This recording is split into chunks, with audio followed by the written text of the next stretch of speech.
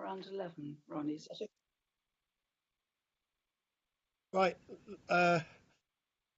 Right. I'll start off. I'm up North Norfolk, so I haven't got my main computer with all my emails on. So apologies. I'm sorry. I'm going to have to leave because I haven't got my main computer. As I said, I'm on Wi-Fi, and we are limited to how much space we can use. So if I get near the mark, I'll have to go off. Okay. Quickly, we've lost 3 members out of the charity members, but we have gained 4, so we're about 40. Oh, right. And on Facebook, we've got about 430, I think. The book club, which Barbara mentioned last time, I did start. Have you all had a look at it? Oh, there's Barbara. Have you all had a look at the book club? Yes. Yeah.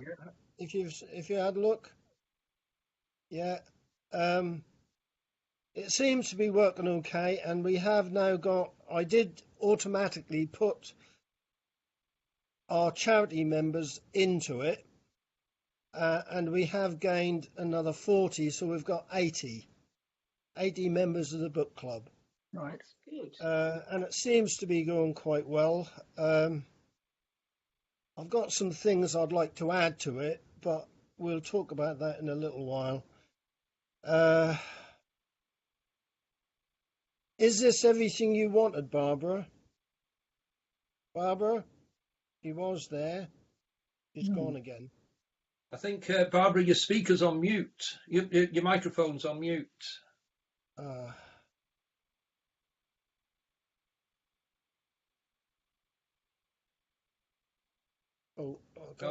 It's still on Kevin's mute, on mute as well, so they're both on now. Barbara, can you hear me? I can hear you. Can you hear me? Yeah, we can hear you. Okay. Is the book club everything we wanted, Barbara? It's everything and more than I'd hoped for. Everything and more. Thank you, Ronnie, for what you've done. Right, I think that's working quite well. Something I'd like to put forward, Keith, and that is we have 2 meetings a month. Mm-hmm.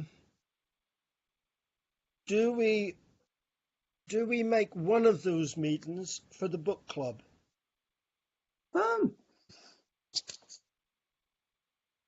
You could do. Yeah, I mean, think the other that might alternative would work. be to have another meeting, which probably people wouldn't be able to fit in. Yeah, well, we'll have to talk about what day we have our meeting on for the charity members, because some can't make it on Sunday because they go to church, and some can't make it on Saturday because they go to queue. So we'll have to. What I'll have to do is send out an email to the members and see what day is best for everyone.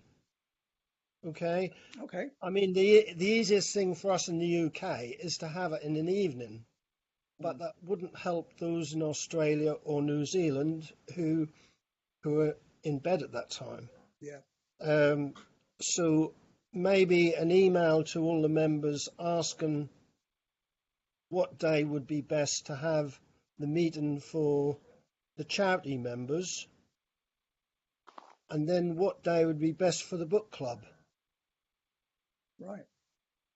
Do we all think that's a good idea, or would we still like to just keep 2 meetings and have, say, once a month or once every 2 months a meeting for the book club? Yeah. What do we? I'm opening it to you. I think what do the that members think? once a month may still be too much. It depends what book we choose, to give people a chance to acquire that book if they haven't already got it and to actually read it. Either that, or somebody nominates a book that they've read recently or in the past and they sort of lead the group through with it, and it doesn't matter whether that group member is, where everybody's got it or not, but they can still sort of get something from that meeting by hearing, say, Keith, you read a lot of books, I know, and you, Ronnie, I don't get a chance to go through all that many, but I can still appreciate the contents of a book from hearing you, that you've read it and this is what you'd like to pass forward. And then if I think I'd like to read that book, then I can go about getting it. How does that work? To take it one step further, Barbara, what I suggest is we ask an author that would be great. the meeting. Yeah. Because that way we'll get now today we've got an author, we've got Louise. Yes. So Louise is going to talk about her book and with Bernard, because the Changi Cross. So that might be a good idea to say, for instance, Tony Banham, I did ask way before Christmas, and he said he was busy up to Christmas, but he would do it in the new year. Okay. So Tony Banham with his 3 books would be ideal. Meg Parks I've asked, and I think she's a bit about coming on, but I think Meg would agree. Sec is a member, and Sec has written some books. Mike Nellis was a member, but he has joined the book club. So Mike Nellis, and then we have got John Cooper. Yep. Which would be fabulous. That's the ones that we've got directly involved. And I think Keith Bettany was quite keen to come on and do. I've got on my list. Right, yeah, because he contacts me. Bettany, we have asked. I asked Walter to get in touch with him, and so he has got in touch with Keith, and he has agreed he would come on, but he has been in hospital, so we've got to wait for him to get right. Yeah. Ellie Taylor. Yep. She's written a couple of books, so she might be okay to get on. So that's just some authors. Keith, what do you think? Yeah, I mean, as Kevin was saying, I think every 2 months would be good. Yeah. So every 2 months, not every month. Do it every other month. Yeah, we could keep the meetings as they are then, and then just once a month have, say, the Saturday meeting like we're having today, have that as a book club meeting. And assuming the authors can do a Saturday. So it might be a Saturday or a Sunday, so we'd have to give them the choice, really.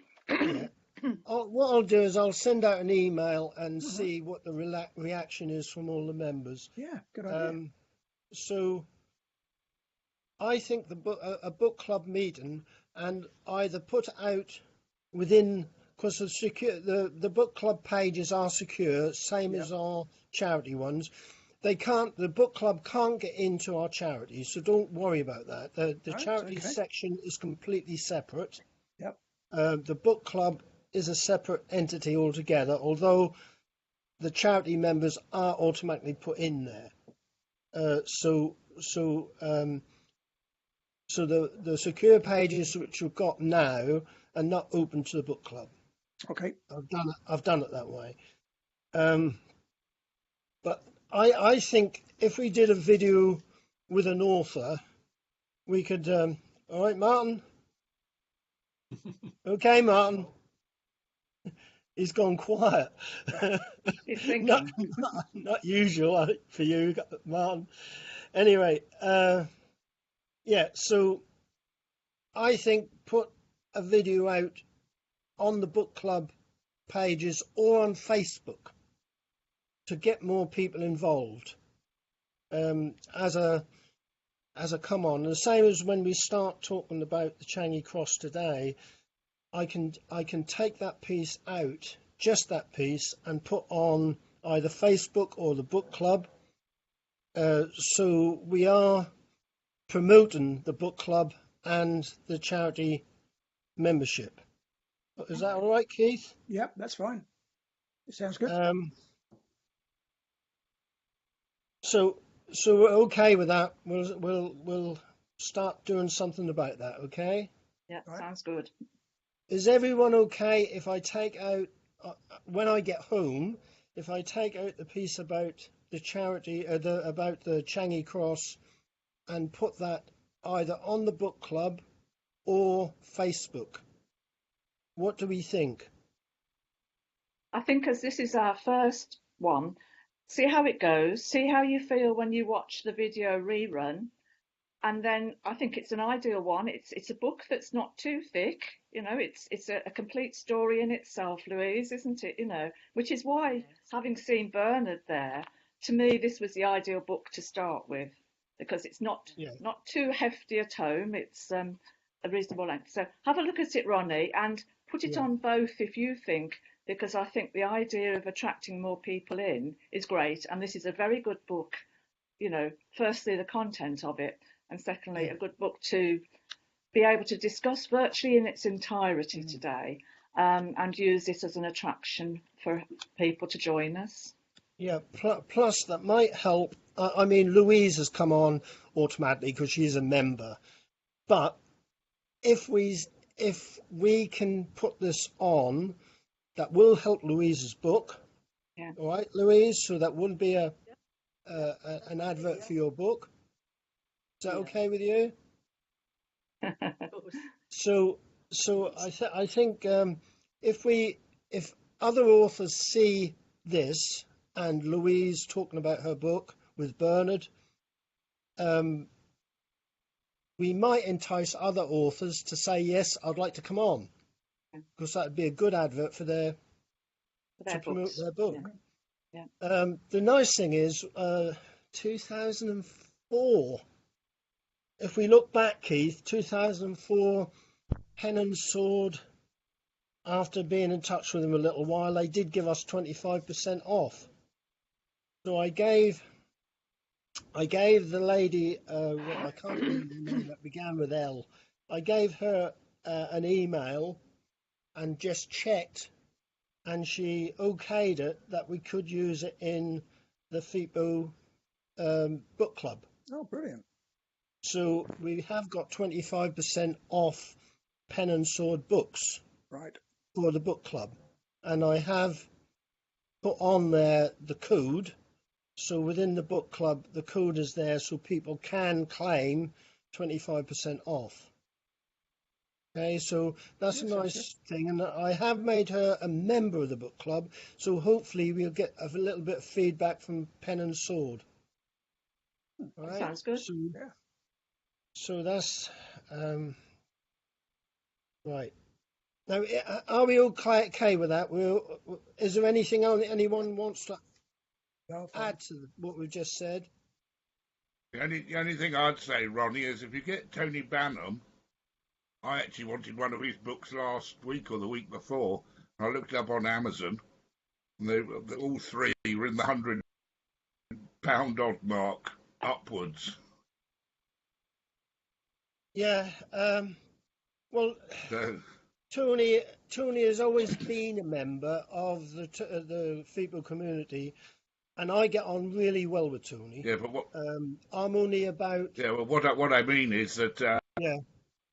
They're they're pricing themselves out of the market. They do the same with the Nat Silver's book as well. Yeah, but I think if we got in touch with Tony could sort out a better price. Yeah, or do it direct from Hong Kong University Press or something like that. Tony's such a nice bloke. Oh yeah. And I'm only about 5 miles away from his home at the moment. He is in Hong Kong, but he does come home. He actually his home is Wells, and that's only about 5 miles away from where I am now. Nice part of the world. So I think Tony's got such a lot of information on Hong Kong. No, I quite agree that it'd be really interesting to have him on to talk to, but it'd be just really difficult to get hold of his books unless he's got some spare ones somewhere. Yeah, I think if he was on, we could put that to him. That could we get hold of his book easier? Well, his books, because he has got 3 out. I have got all 3, and they are good books. He's put so much into them. Oh. Right. Is there anything else we want to say about what we've just discussed? No, happy with it. No? Well, I'd like to open the book club session and with the Changi Cross. I mean, the Changi Cross, I first met Bernard in the Feeple community, and Bernard has been with us a long time. We all know Bernard. Oh, yep. And Louise, we should have met in Great Yarmouth, Louise, but we never did because I did my Achilles, didn't I? So I was in a boot. But Louise, would you like to start and say a piece about the Changi Cross? Yeah. Is Bernard online? I can't see his photo. Yeah, he's here. He's here. Okay. Because I can. Yeah, just Bernard is there. Oh, there. Right. Good. Okay. Well, it was after I published Down to Bedrock, which is my dad's diaries. I then realised that I had a story to tell which involved myself. So that was in 2014. It was about the Changi Cross, which my father had brought home, a small brass altar cross about 18 inches high. And he'd used it on the altars of the 4 little chapels he made when he was a prisoner, both in Changi and then up country at Kanchanaburi. And after he died, my mum put it in the spare room. We didn't really know what to do with it. But we heard there was a museum in Changi, so my mum said to me and my brother, could I go out and donate it to them? So we did that in 1992. But then I began some research into its background, and I realized that the cross had touched a lot of men's lives. And Bernard, I know you're there. Out of the blue, one day I got a phone call from a man in Pontypridd who said his father was the prisoner who crafted it out of an old howitzer shell case. So Bernard, I know your father, tragically, Harry Stogden, didn't come home, but I wonder if you'd like to take over at this point about how you discovered about the cross. Speaker's not on. Speaker's not on. Bernard.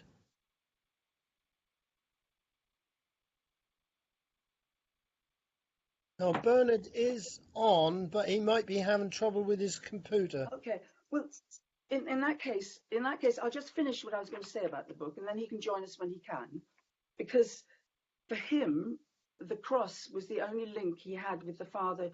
He was born before the war, the father he didn't know. So Bernard went out to Singapore and held the cross in his hands. And he said, this is so touching, I felt that my father had held it, and he'd made it, and I was walking in his footsteps. Everywhere I went, my father was being there. It was a very moving time. And it was so important for Bernard, and we've become good friends, and I'm hoping he'll come on and talk about it in a minute. But I also wanted to say that I traced the man called Tim Hemmings, who engraved the cross with the badges of the regiments in the parishes, my father's parish there. He worked on the Death Railway, driving in the spikes, and I've got a picture of him holding a railway spike in his hand. But would you believe it? He died just last Tuesday. I think it's really timely we're talking about him today. He died peacefully in Bexhill, in a care home with his family around him. He was a really gracious man. I met him quite a lot. He'd been up by the railway. He talked about how awful conditions were. But he survived, and he came home intact, as it were. And he then became a stonemason, and finally worked on the angels on the Canterbury Cathedral, on the front of Canterbury Cathedral. So that's what's in the book. And actually, I'm really pleased because it's on sale at the Changi Museum, and I intend for it to be kept there so that visitors can always pick it up who know nothing about the POWs, and then they can read this story. So over to you, Barbara, now. Oh, okay.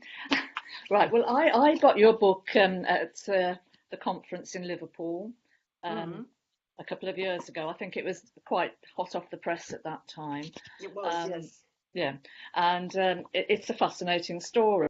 My own father left Singapore in April and went out to Saigon, so I had no knowledge of this. I visited Changi in about 1999, something like that. And, you know, it's sort of fascinating to come back and years later find out more of what's happened.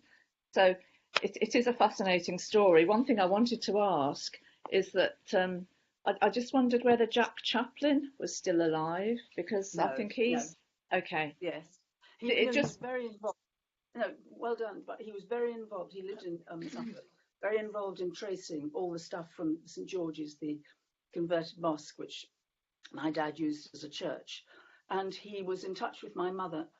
This would have been around 1992, early 90s, but he's definitely gone now. He was an old man then. it just tied in with things that we've been discussing about how many of the FIPOs are left. Did you know him? No, I didn't know him. Jack But Chaplin? it's just relevant to something that we've been trying to sort of perhaps establish how Yes. many of our FIPOs are still alive. Okay, right. I asked Ron Mockford, who is part of our group. He was captured in Java, so March is sort of very relevant to him. And then he was eventually, via other places, came and was a prisoner in Changi. But he had no recollection of any of the St George's chapels or anything like that. So after meeting with him, I came home, reread the book, and on that day heard, sadly, about the death of Tim. Perhaps at the end of the meeting we can have a minute's silence in recognition of Tim's passing. My husband said it was my fault that we lost Tim because I'd reread the book that day. I don't think, it's coincidence, isn't it? No. But it is a fascinating story, and having seen Bernard on these meetings, I felt it was a big tribute to his father that we started the book club by going through this book. Your father's story is a fascinating one as well, and I think he held a lot of the men together psychologically by having been able to establish the chapels. The fact that it had been a mosque, and that they were welcomed to use the mosque by one of the Muslims that came there to see them. It is just an amazing story, and I think a lot of our FIPOs managed to survive by having these meetings in these chapels, and especially when your father went up the railway to Kanchanaburi, that they were able to do it there. How many of them kept their faith afterwards, I don't know, but it saw a lot of our men through. That strength, that unity. Yeah. Well, he said initially in Changi, people were really homesick, and to go to that little church reminded them of home. I mean, he was well aware of that. Yes. But I just interviewed someone, a psychotherapist who works with victims of torture, and she said that actually the people who had a religion, people who had do suffer. Hello? We've lost your sound, Louise. No, I don't think it's the sound. I think the sound was out. Yeah. Sure. If you can hear Louise.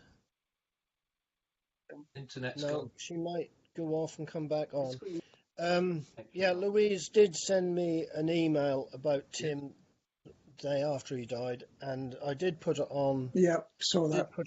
And Thank you. we did get a lot of feedback. Louise, I'm just mentioning that we lost your sound. Yes, So, it froze. It froze. Yeah. Yes. So I just stepped in. That the email you sent me, I did put on Facebook, and there's at the moment 41 replies. Isn't that lovely? A lot of them rest in peace, and a lot of good things about Tim, and so thanks, thank you for sending it. Sorry, a lot of feedback, so we know he was well thought of. Yes. Okay. Yeah. And he did, what I understand, he did engrave the cross with. Can you? The trefoils on the cross, the edge. He engraved them with the badges of the regiments, which were in the sort of parish. His children have got my father's drawings of the trefoils to which he worked. It's amazing. That's a pity we haven't got to Bernard. According to my list, Bernard is still there, but he's not getting on. But no, his sounds mute. Bernard's come back on. Let's just do his. Are you there, Bernard? You know, Ron? Ah, Oh, brilliant, Bernard. We've got you, mate. I want my tablet now. Ah, we've got you. I mean, Louise would like to talk to you, so I'll leave it to Louise. Okay. Louise, can you talk to Bernard? Can you hear me, Louise? I don't think she can. Right, Bernard, tell us how you met Louise. It was on a Saturday evening that we'd had post in the morning, and I hadn't opened it. And my wife brought the post in to me to read in the evening. And the first letter I had was a sort of a FIPO newsletter. And there was a story about the Changi Cross on it. And they said that it was made by a staff sergeant in the RAOC, and they wanted to know where it was. So I read the story, and the words were jumping out of the page, because it said that it only had the soldier's first name, Harry, and the mob that he was in. So I showed my wife, and she said, "What do you think of that?" And I said, "That's my father." And she said, "No." I said, "Yes, it is. That's my father." So I rang the man. He lived in Leigh-on-Sea, and introduced myself. And he said, "I'm ever so pleased that you rang," he said, "because it is your father. And he was my friend, and I watched him make that cross." So then I searched then, and I found Louise, and I rang her. She wasn't at home, but her brother answered the phone, and she said, "You need to speak to my sister, Louise. She's not at home at the moment, but she will be here this evening." So I don't know whether I rang you, Louise, or you rang me. I think you rang me, Bernard. Yeah. You had a nice old chat, yes. And then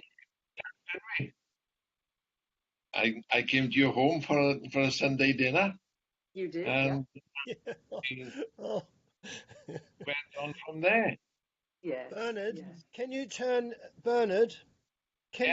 your camera so we can see you better? We mustn't miss the Welsh face. Up a bit so we can see your face better in the middle of the screen. That's it. Up, that's it. better. That's it. Yeah, that's great. I think we're better there now. Ron, do I look beautiful now? You look absolutely fantastic, Bernard. Right, go on, Bernard. You were saying that you found Louise. Yes, and we had a meeting, and well, that was years ago, wasn't it, Louise? Oh, years ago, Bernard. 2014. Louise Yes, comes to see yes. me every year, and Louise had the idea then of writing the book. Yes. I had a lot of the pictures, which Louise didn't know about.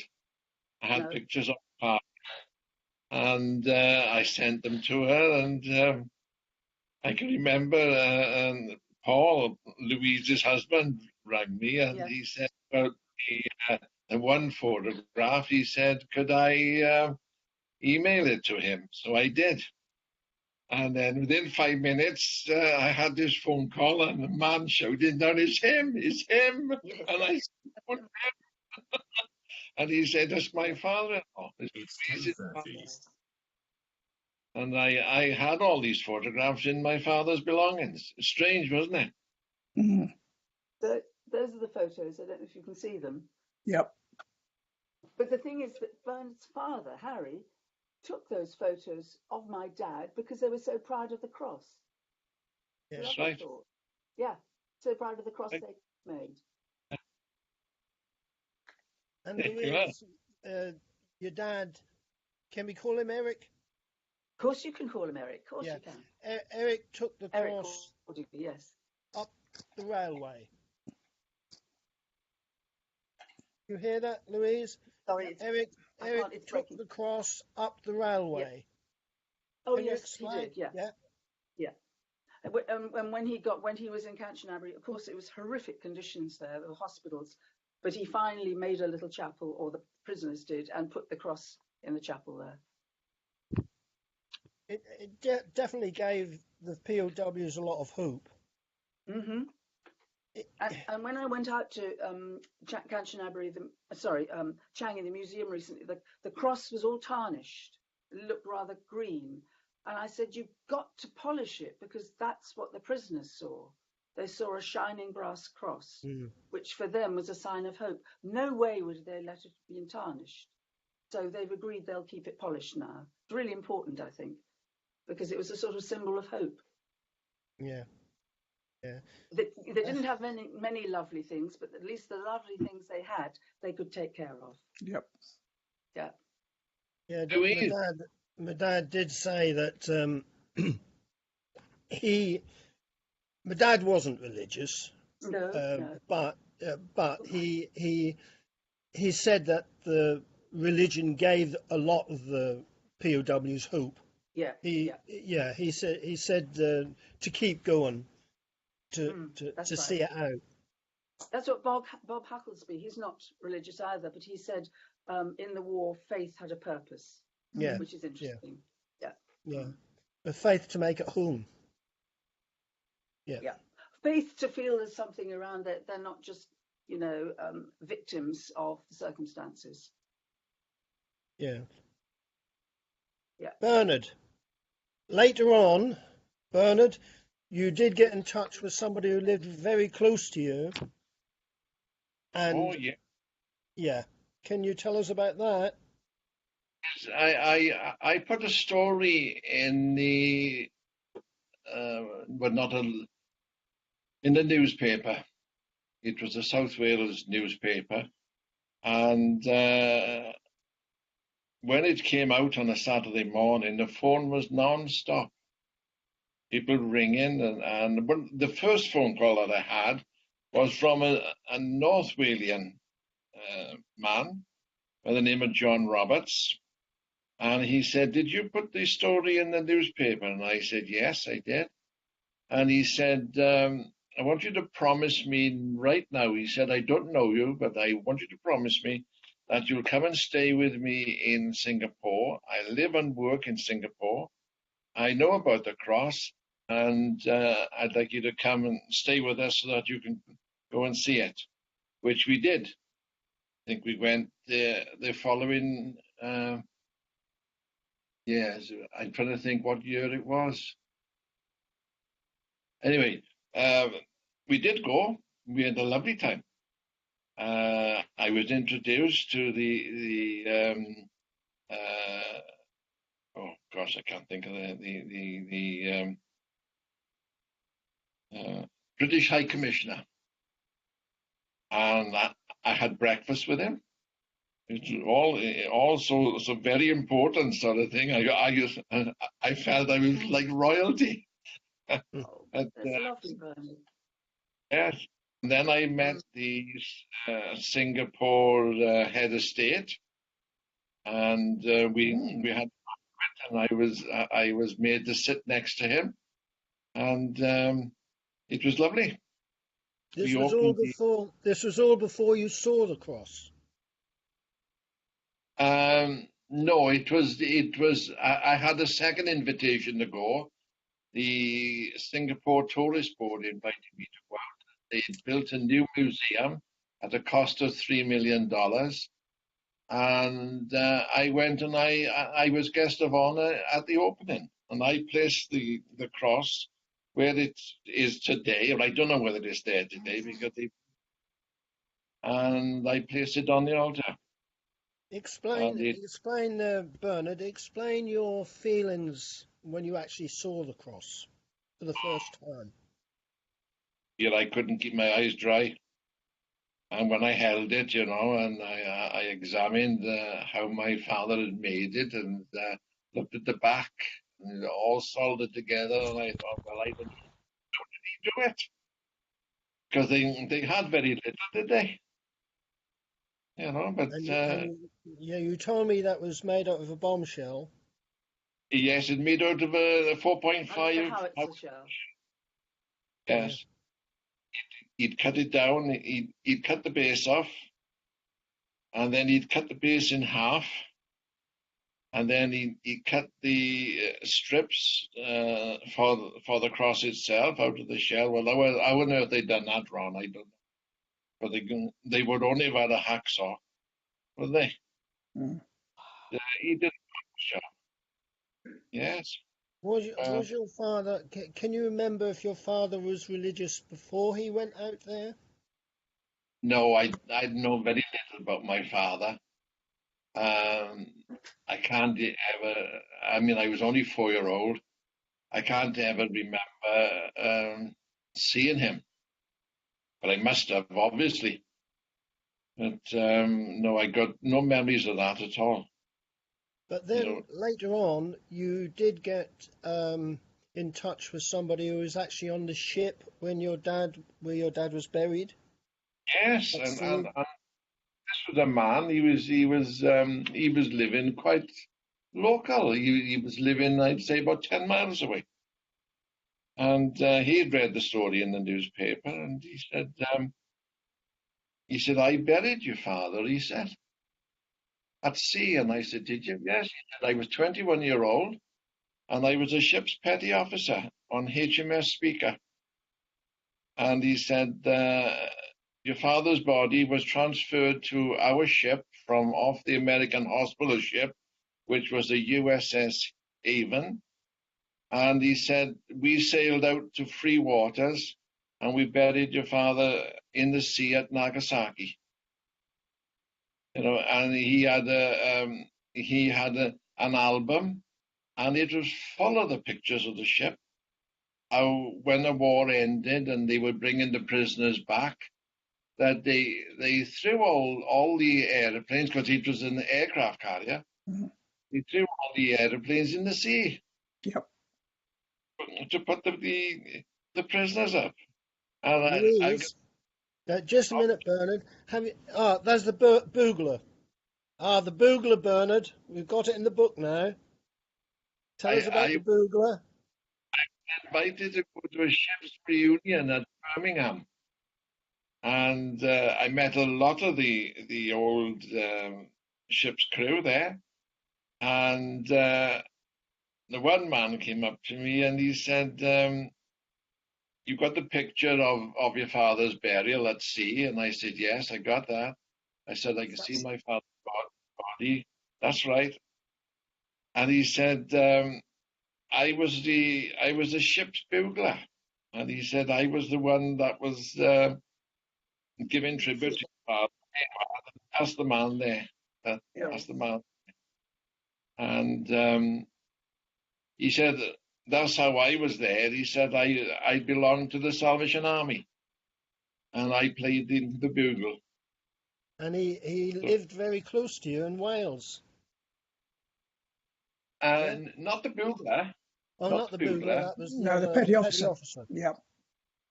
Petty officer lived. Yeah. Give you an idea of timeline here, Bernard. Sorry to interrupt. You first saw the cross in 1998 when you travelled to Singapore. And yes. according to the book, you were invited back on the 15th of February 2001. Yes. That's right. There's your timeline. Right, Louise. Right, thanks, Bernard. That's a great story. That's really good. Louise, would you like to say anything more? I don't. The pictures, Louise, are brilliant. A picture of Bernard holding the cross. It's just that the story was magical. I didn't really have to write it. It was. Now you're on full screen, Louise. Now you're on full screen. Can you show us the picture? Sorry, I think I've frozen again, haven't I? Yeah. There you go. If you can show us the picture of the cross and the bugler. And the bugler, Louise? Yes, no, yes. The what bugler. About the bugler? Yeah, the bugler from the book. Where is it? Sorry, I can't. It's my. No. Hold on, I've got it. There you go. We got it from Barbara. Okay, yeah. Yeah. That's a brilliant picture. Yeah, so the book does And mean a in lot, Bernard. You see my father's body there on the ship? Yep. Yeah. And What Bernard, the book to you does mean a lot. Definitely. Yeah. Definitely. Yeah. Yeah. So, do anyone else want to ask questions? I'm taking up. I'd just Any like questions? to say to Bernard how sad it was that his dad unfortunately succumbed to the beriberi, which had affected so many of our men out there, and how sad it was that having survived all those years of captivity, that once he was in freedom, that the beriberi Mhm. sadly ended his life when he was literally on his way home. How devastating. Yeah. Bernard, do my you have father. any? Do you Yeah. have any photographs of your father before he went to the war or anything? No, I've only got pictures of my father in his soldier's uniform.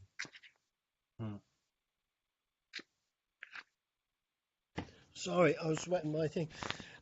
Yeah, my father, talking about people getting killed after the war when it was finished. My father was in Saigon, and the first plane out, I think I have said this, the first Oh, plane yes. out crashed Yeah, and killed everyone on board. that's right. Got right through the war. That's horrible. Getting right through the war with the hoop, and then at the end, not making it home. It was the plane. I think that left Saigon, refilled at Bangkok, and crashed on the not on the takeoff, but after it took off. It Losing went into a everyone on board. storm. Went into a storm, didn't it? Ron. Yeah, Ronnie. Yeah, flew into a storm. yeah. There's Yeah, a number of horrible. a number of aircraft actually went down. Yeah, they did. Yeah. Very, very sad. There's one come from the Philippines went down as well, I think. Yep. One from Yeah. Taiwan, Liberator, went down. Yeah. Right. Any more questions to Louise? I hope we've still got Louise. Yes, we have. Yeah.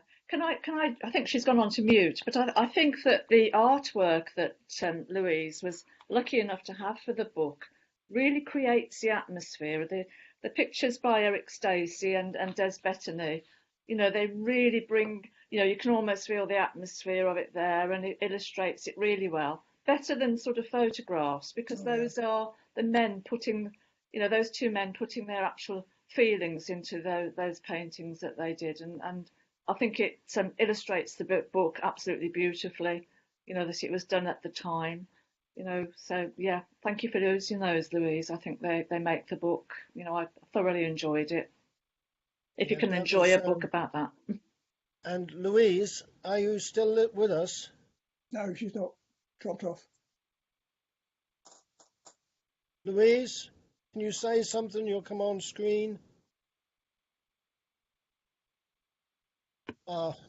Well, Louise's other book, Down to Bedrock, that's a good book about her father. I was hoping she was going to say something about that. It's another I think good Louise book is back. Louise is back. are you I'm back, here. Louise? Can't hear me. Yes, can you hear me? Oh, yes. Can you hear There me? you go. Yeah. Down to Bedrock. Can you hear? You can hear me. Yes. Yeah, we can What was hear the you. What was the question, Bernard? What was the question? I mean, Down sorry, to Ronnie. your other book, Down to Bedrock. Yes. Yes. What about it? Yeah, brilliant. Yes, that was it. That was the other one. Yeah. That's right. Yeah. Basically, that is your father's journey through the war. Yeah, it's his actual diary written down. So we just put it together. But Barbara, I just want to thank Barbara for being so kind about all this. It's really kind of you, Barbara. Okay, I think the book is a tribute to the men in Changi and to your father who helped them get through it, really. Thank you, Barbara. And also the fact that we had so much original art, as you said, brings it to life, doesn't it? It certainly does, yeah. Yeah. Thank you very much. So thank you, Louise and Bernard. That was brilliant. Really enjoyed that. That was really good.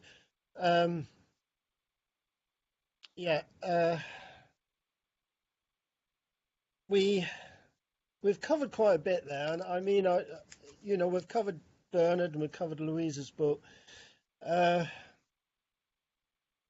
Next book club meeting, should we try and get Tony Banham? We can, yeah. Because I did approach him last year when we started the video conference, and he did agree that he would come on after Christmas, so I could try and get Tony involved. Not many of us have got much information on Hong Kong, but Tony is really keen on Hong Kong. I mean, he lives there now, so I think to get Tony involved would be good. Everyone? Yep. Yeah. That would be a different look, because most of us are associated with the railway. We have got some exceptions, but most of us, like Kevin's Sumatra. Is that right, Kevin? Right, yes. Yeah, Kevin Sumatra. Give it some thought, Kevin, about Sumatra and the railway in Sumatra. Well, And then maybe we could get an author involved from talking about that. yeah, well, Okay, Kevin? well, my father wasn't actually on the St Martin Railway. He was actually in Pillenbang. I think the great person, for my perspective, to get that would be Jonathan Moffat. I don't know if is he in work community? I can't Hello? hear you too well, Kevin. I'm saying my father wasn't in the St Martin Railway. Can you hear that? Okay. Yep. Yeah. He Yeah, was. I can play, when I get home, I can play the video back and I'll hear you better. I'm on my speaker at the moment. It isn't very good. Yeah, but he was actually in Pillenbang. The person who actually knows all about that is Jonathan Moffat. He's the expert on that sort of area. Yeah, we used to have George Yeah, involved. not so much Sumatra, I don't think. I'm trying to think somebody who is. Yeah, we I used mean, to I know Jonathan anyway. He did Moon over Yeah, Malaya we used to and things have like this. George Duffy, didn't we? Yes. Captain That's right, yeah. Duffy. But unfortunately, he did die the end of last year. Lovely old boy. He used to come up. He used to communicate quite a bit on Sumatra because he was on the railway. Yeah. Keith, does Lizzie Oliver? Thank you. I was trying to think of the name, Ray. Yes, Lizzie Oliver has done a book on the Sumatra Railway because I think it was her father was on there. Yeah. But at the moment, Lizzie, I'm afraid, is not fit. She's had an accident, so she's in a brace at the moment. So Oh dear. no, she's not too good. So she won't be at the conference on Monday. Monday, yeah. But Lizzie Oliver might be when she's fitter. She might want to come on and say a few words. Yeah, say that one out. I wish I had my earphones. I can't hardly hear. Sorry. We could try. My speaker on this isn't very good. We could try Lizzie Oliver, Ronnie. Probably at some time. Let's see if we can get Tony, and then for the Sumatra Railway, Lizzie has written a book on it, so we can try that one. Yeah. and see how we go from there. Can you send me information, or get in touch with whoever, and we can try and get something moving in that direction? Yeah, I know Lizzie at the moment is not in the best of health. I mean, she's had to pull out of a conference on Monday, so I will ask the question anyway for when she's fitter. Yeah, no problem. So we'll try Tony next time. Yep. We've also got Sec. I mean, Sec has written some books. He is a member of the charity member, but he doesn't come on the meetings. But we have got Sec. So we could see if Sec would be interested. Ellie Taylor has just released, or going to release in April, I think, her book. Yeah. So that will be coming out soon. Ceci's second book comes out later on in the year, I think, maybe May or June, somewhere around there. Yeah. And then Meg Parks. Get Meg involved, because Meg would give a good talk on on tropical diseases. She's quite up on that. Mike Nellis, you know Mike, because I think you went to Thailand with him, didn't you? Oh yeah, twice. Yeah. I Yeah. mean, Mike has written 2 books, so Mike would be ideal to talk to. And then John Cooper. I mean, John Cooper's so easygoing. Yeah. So John Cooper could be a good one to have on. Anyway, is there any more things we want to talk about? We Ron, haven't could heard from Tim. Come on, Tim. I'm just thinking at the moment. Right. So, Martin. Hello. Right. Come on then. Oh, come on. You normally got stacks to say. Been very quiet so far.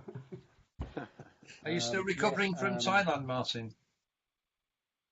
Well, I'm actually going back in May, actually, in about 6 weeks' time. So, all I'm right. planning the next trip at the moment.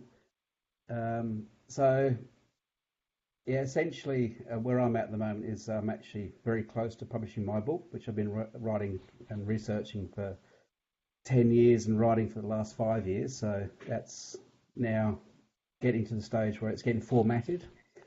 So just in the final stages. So I'm doing a self-publish book, similar, I guess, to John Cooper's book, but John focused entirely on Singapore, whereas I'm actually doing end-to-end history of the 5th Beds and Hearts. So I'm covering like a family story through to conscription training in the UK, and then Singapore, Battle of Singapore, and Thailand Burma Railway, and then branching out into Japan and Taiwan and so forth. So it's been a massive project, and it's taken an enormous amount of time and research. So that's coming together now. So that hopefully will be completed in the next, fingers crossed, 4 weeks, 6 weeks, 2 months or so. Knowing you, Martin, that'll be a long time because you keep going back on things. Well, it's got to be. Well, I'm a bit of a stickler for it. It's got to be. Yeah. It's got to be. I've got to be happy with it before I actually release it. And the other thing that you're aware of, Ronnie, is that over the years of going to Thailand, I've taken a lot of footage of the trips I've done with Rod Beatty. I've always held a camera with me everywhere we've been to, every site and every bits and pieces, and I've collected probably about a couple of hours of footage over the last 10 years. And I saw Rod in January and said, "Oh, look, do you mind if I actually put something together and do maybe a bit of a YouTube home documentary?" And he goes, "Oh yeah, go for it, no problem." So. I know you've got one of my previous productions I did a long time ago, which I've said to you, hold back at this point because a lot of that stuff is going to go into the new production. But I need to actually get the book finished, and then I can actually focus and work on that and get that completed as well. So, yeah, there's a lot of work at the moment, and of course I'm trying to fit it into a full-time job. Haven't watched your video, Martin. Haven't watched the video that was sent to me, your video that you keep saying you've got to finish. I thought that was really good.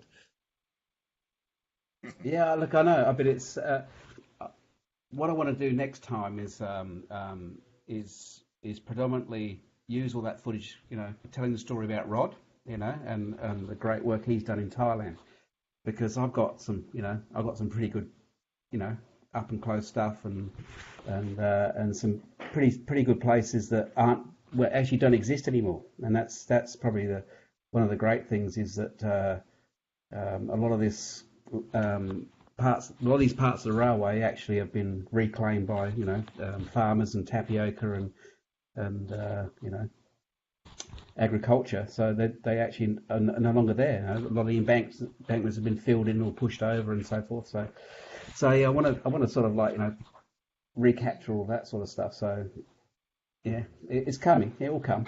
Could I suggest then, as an alternative to a book, is that if something's on YouTube, we could all watch that and then come back and discuss that. You may get even Yeah, more sure, people. sure. I mean, It may just be an alternative book to a is, book, to encourage people to take part.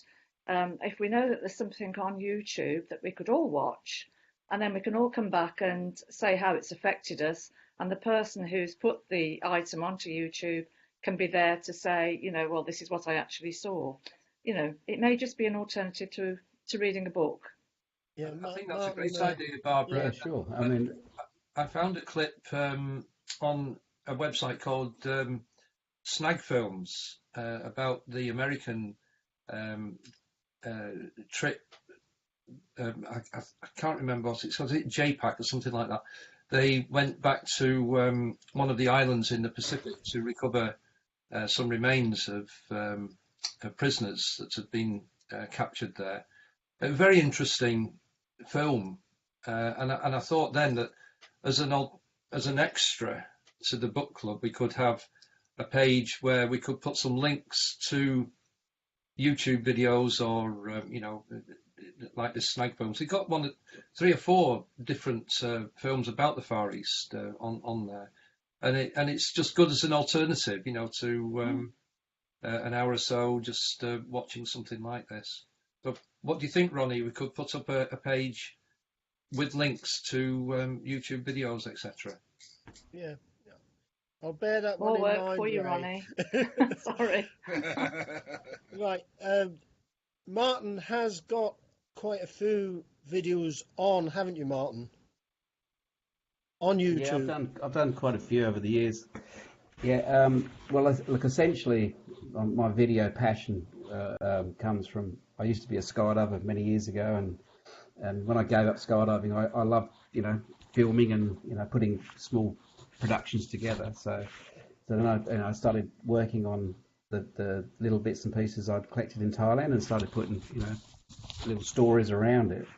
So that's grown and grown. So I can assure you, I've got masses of footage at the moment that I just can't get to because obviously I'm working as well. Yeah. And The I'm thing trying is, to finish the book. the thing is, then, Martin, in research, you're young, and you think you've got loads of time left to do everything. I'm getting older, and I keep thinking I haven't got that much time left, and I want to get it all down when I can.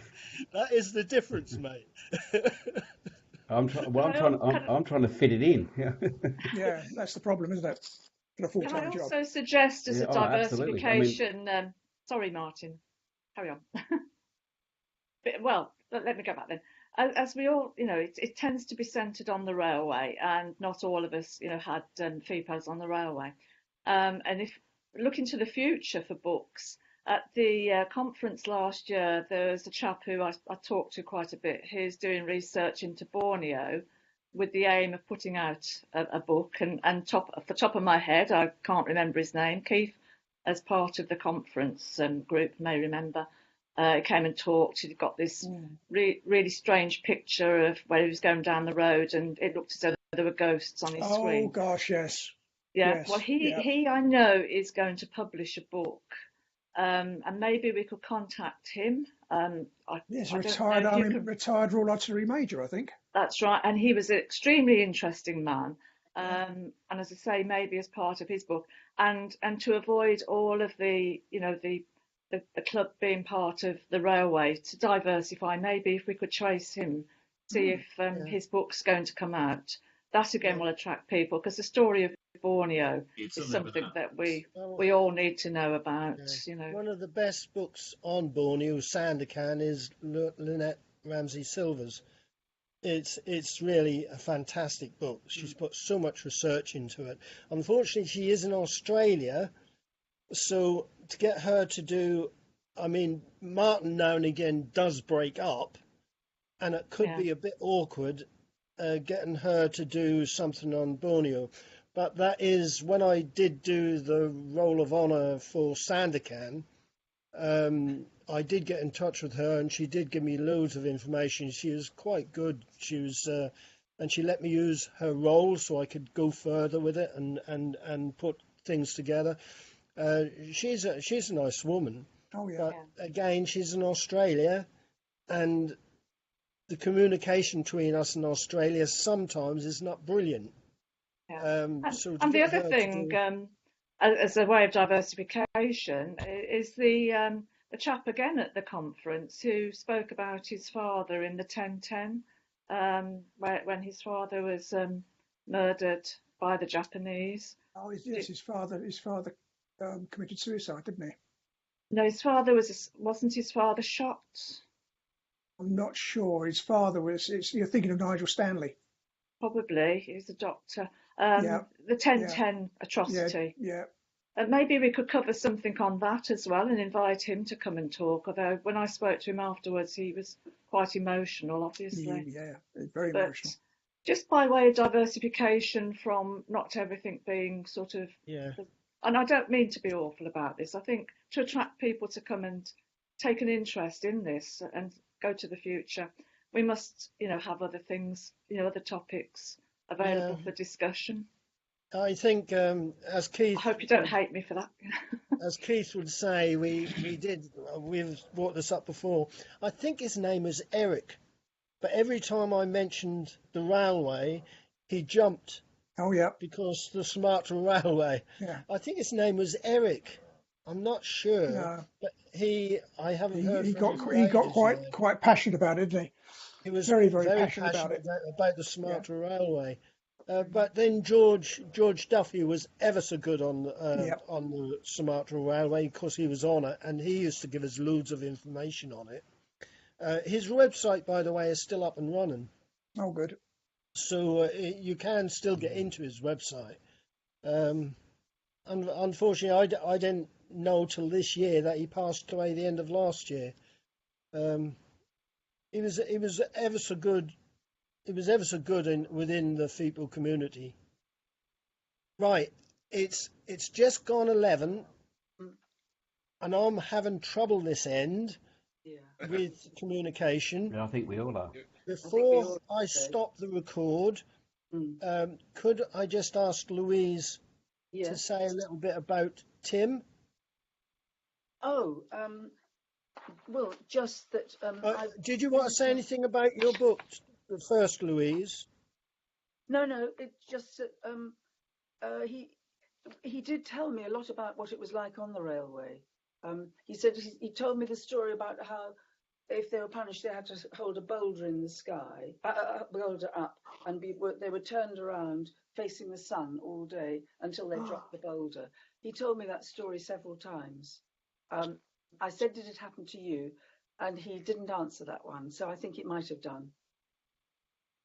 I'm sorry, you've lost me again, haven't you? No, we've got we've got you. Okay. But he was Yeah. really great, and he was very keen on explosives, and he was one of the first people to be sent up to the railway because they had to blow various things up in the progress of making the railway, and he enjoyed doing that. He was a very intelligent, clever man, but also he was just so gracious. You know, a lot of these prisoners of war seem to be gracious. I can't really explain, but I think you know what I mean. Yeah, they are. There's a sense that so much awful has happened to them that, don't let's bother about it. They're sort of calm and gracious. And he was a lovely man. I was really fond of him. Would you like a minute's silence, Louise? It was Barbara who asked for it, wasn't it? Yeah. I'm happy just with the FIPO prayer would be fine.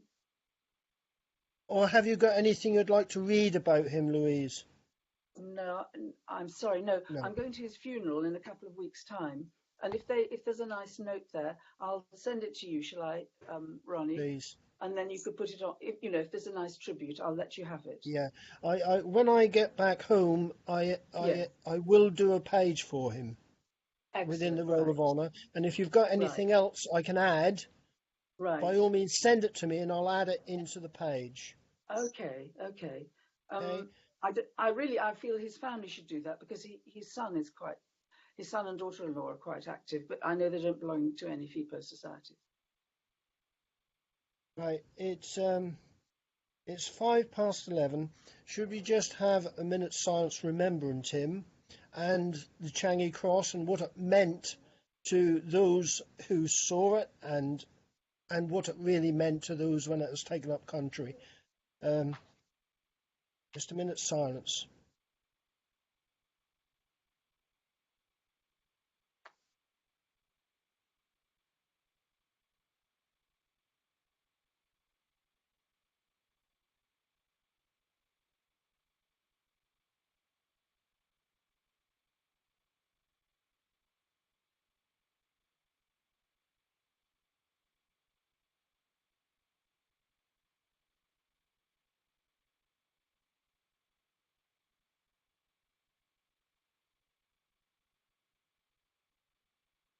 Right, God bless Tim, Rest in and all peace. those we've lost lately.